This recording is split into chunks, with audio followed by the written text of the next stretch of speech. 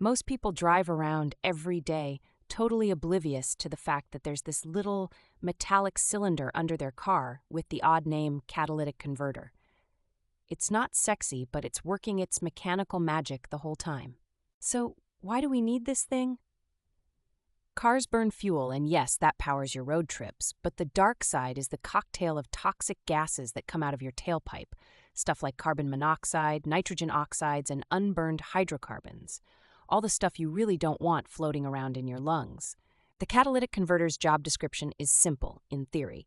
Turn all those toxic fumes into cleaner air before they ever exit your car. Its impact is wild.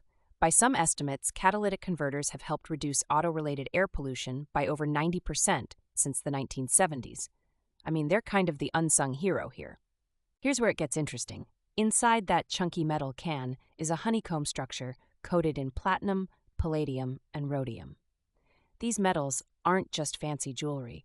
They're crazy effective catalysts, speeding up chemical reactions without ever getting used up in the process. When your engine's exhaust enters the converter, the first step is oxidation. The platinum and palladium get to work converting carbon monoxide, a nasty deadly gas, into carbon dioxide, which, while not ideal in large doses, is way less harmful to humans. At the same time, unburned hydrocarbons, which are basically bits of fuel that didn't combust, get a chemical makeover too. They're zapped into carbon dioxide and water vapor, both of which are much less of a health hazard.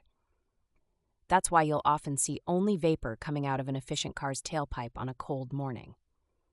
But then there are the nitrogen oxides. These don't just hurt your lungs, they also make that infamous smog you see in city skylines. The rhodium in the converter splits them apart, transforming them back into harmless nitrogen and oxygen, literally the air you're breathing right now.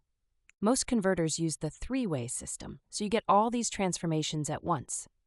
Fun fact, this only really works if the air-fuel ratio from your engine is just right. Too rich or too lean, and your converter basically gets benched. A big pain point for drivers? Catalytic converters aren't indestructible. Things like oil leaks, bad engine tuning, or even just using the wrong kind of fuel can foul the converter, coating the precious metals and making them worthless. You'll see your check engine light come on. Nobody likes that. Here's a step that really makes a difference. Regular engine maintenance. Replace spark plugs and fix misfires. One bad cylinder could dump raw fuel into the converter, overheating it and melting that expensive honeycomb.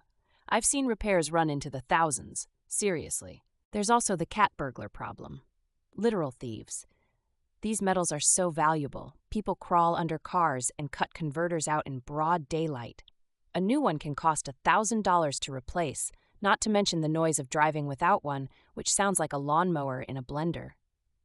Pro tip, if you want to keep your catalytic converter healthy and avoid that check engine light, invest in quality fuel, fix leaks fast, and know that most converters will last well over 100,000 miles if you just give them half a chance.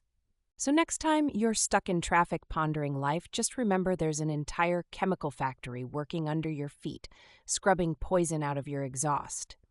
It may not be glamorous, but man, does it make a difference.